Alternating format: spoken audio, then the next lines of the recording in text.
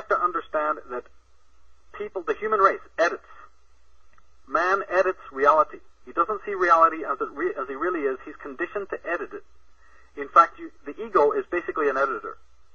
In order to have ego stability, in order to live in this one-season world that we love to live in, where we don't see reality as it really is, and we always want to live on the sunny side of the street and always have it summer all day long, you see, this is the kind of nature of the mind, is to not see the dark underside of human nature, to not see the injustices, to pretend that they don't exist.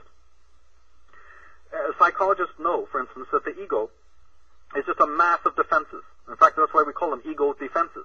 The ego is a muscle made of energy. But you can think of it like a human muscle, like your bicep. It's just a muscle, only it's a muscle made of energy. And it basically has two functions. Just like a muscle has contraction and retraction, so does the ego. And the ego is a mass of defenses, a mass of sensors. What is happening now is that slowly, it's not so much that outer life is changing, it's that consciousness is changing. We have to develop our minds so that we start to see life as it really is. This is a very healthy thing, and I think that most people want to do it anyway. They're sick of living with a box around their heads. This box is placed on our heads at school. It's placed in our heads by our parents, who, again, maybe because they're too much in allegiance to a certain religion, or they are coming from an ethnic type of background which limits their vision, then the child is born, and it's like Pink Floyd say, you're going to be comfortably numb. And this comfortably numb is the absence of peripheral vision. It's the absence of seeing life as it really is.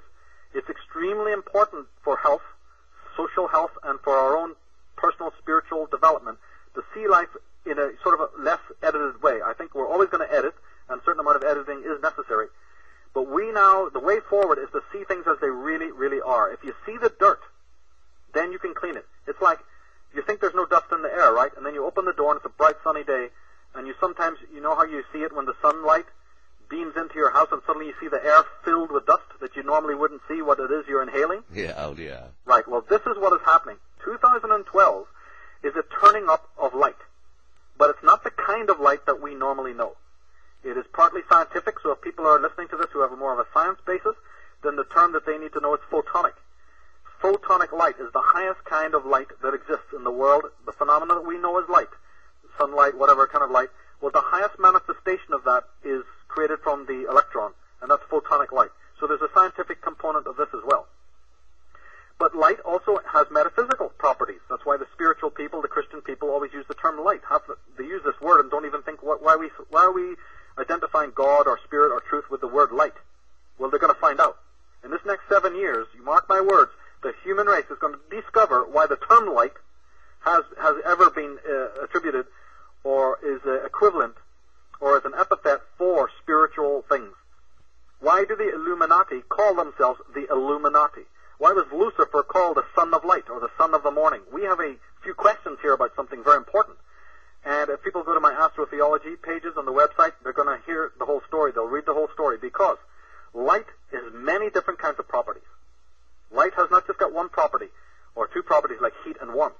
Metaphysically, light is an incredible thing and has many types of properties. The property I'm most thinking of is this. Everyone says they want the light, but very few people want to see the dirt that the light is going to show up on them. So part of the ego, part of the mind, reaches out for the light or aspires towards the light, but then the hand recoils as soon as that light says, but look at the dirt on you. So if you're asking about a spiritual message or what's our message for the future, is to realize that. I am a teacher, but I cannot tell a person what to do, nor would I ever attempt to try to tell somebody what to do.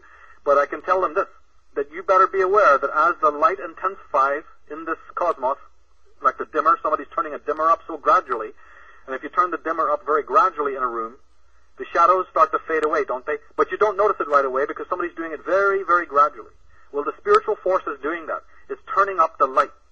Not the light that we identify with ordinary daily light, but a certain kind of light, the kind of spiritual light that starts to show the shadows. Eventually it'll cast those shadows away. But in the meantime, that light is going to feel sort of irritating to a lot of people. And you know something, Thomas? I think that's good. I'm glad. I want to see people irritated by it. You know why? Because the most irritated people are going to be the most toxic people. And I prefer that they stand out because they've been hiding behind the mask for millions of years. They've been hiding behind that mask. for hundreds upon hundreds of years. I love how you put them as vampires. I mean, it's, yes, and psychic so vampires correct. is part of it, and the kind of vampires we've got ruling this world. I am celebrating the fact that this is taking place. I do not feel negative about it at all, and every good person who's listening to the sound of our voices should sigh with relief, should go out in their garden and take a glass of champagne and hold it up towards the galactic center and say, thank you. I am all for it.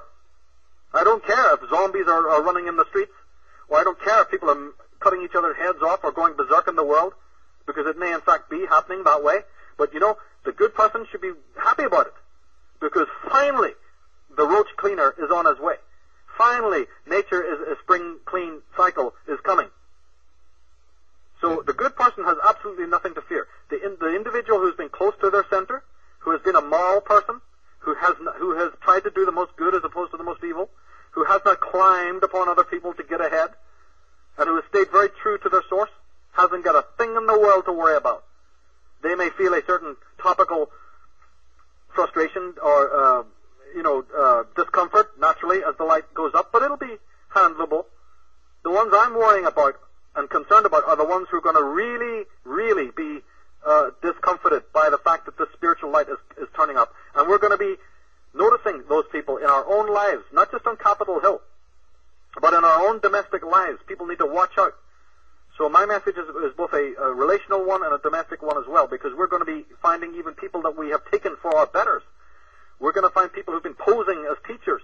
We're going to find people who've been posing as our lovers, our friends, our allies.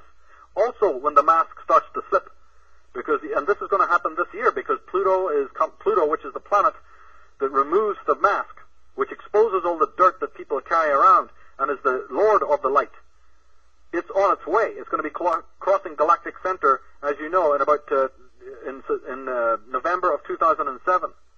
So I am trying to tell the protagonists, be aware of this, so that when the antagonists start to reveal who they really are, you're not so shocked. And if you don't get that kind of warning, then you will be shocked. And unfortunately, that could spur a lot of good people to do some pretty stupid things. Just understand that Mother Nature is coming with her broom, and the roach cleaner is pulling his truck around the corner of the block, and he's coming up the street, and there's nothing to worry about, because the roaches are finally going to be cleaned, and this time they're going to be cleaned right. So don't despair, and don't get into despair, and don't become a repository for the despair of other people who are in despair for a good reason, because their time has come. So all of these things need to be noted. Because if you don't notice it, then you will be in panic, and then you will be in knee-jerk reaction, and then you'll misinterpret, and then you won't understand what's happening, and then you'll think you're being personally attacked. So you have to be very, very cautious about what is going on. So what do you think George Bush's message was to the people, or to his cronies, I should say, when he was speaking of, wanting to do a Pluto mission and what have you? I mean, obviously it has something to do with this alignment. Yes, it does. It's symbolic. It's symbolic language. He's not talking about a physical mission. He's using coded language.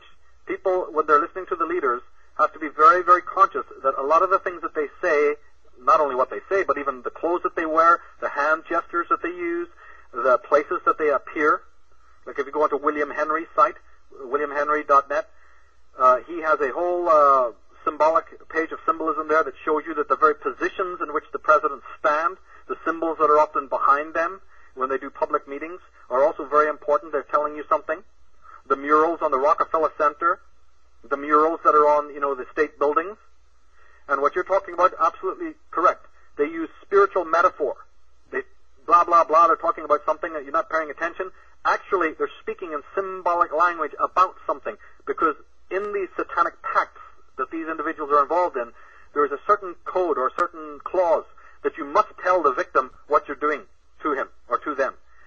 But you can choose the manner in which you tell them.